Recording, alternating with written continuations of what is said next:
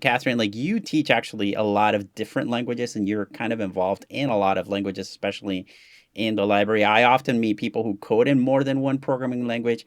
How hard is it for somebody to go from one environment to another? Yeah, I like in my, I guess, day to day job, like I'll sometimes use Python, I sometimes use Java, I sometimes use TypeScript.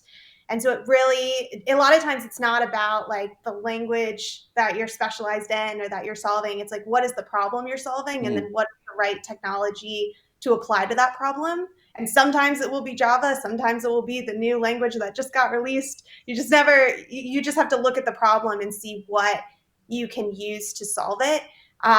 So with that, you have to be able to pick up new languages, new frameworks, new technologies, or else you're gonna like not choose the right thing. And is there a right thing to like solve your problem? Probably not, but there might be one technology that's a lot easier to use than another technology.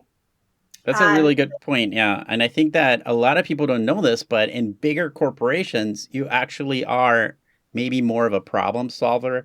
I know that even in the JavaScript, segment, like you end up working with different frameworks. Like you have to know definitely JavaScript, but maybe you're in a React problem and people don't know that you join a company and sometimes you need to step into these different roles.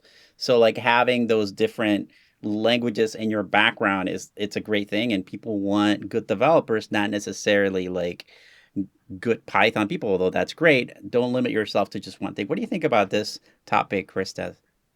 Yeah, I wanted to just echo what you were saying, Ray. Uh, Oftentimes, developers need to go from one language to another for whatever reason. Maybe their job demands it, or maybe they're looking to switch jobs, and the company that they have a goal to work with is on a different language or a different framework. And so just need to keep those skill sharps.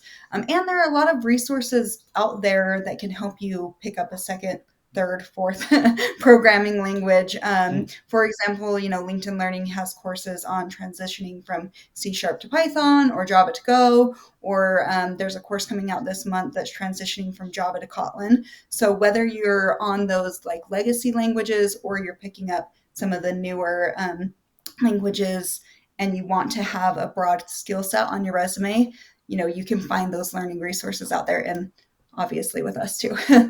Yeah, that's actually one of the things that I loved. I was talking to Ronnie Share, who we're talking to later on about machine learning and AI. And as I was going through his courses, one of the things that I found was going from JavaScript to like Python. And I was like, what? And I really love that we have those because you do sometimes need, hey, to sort of like pull like a matrix where you just like, okay, I need to learn Kung Fu really quick.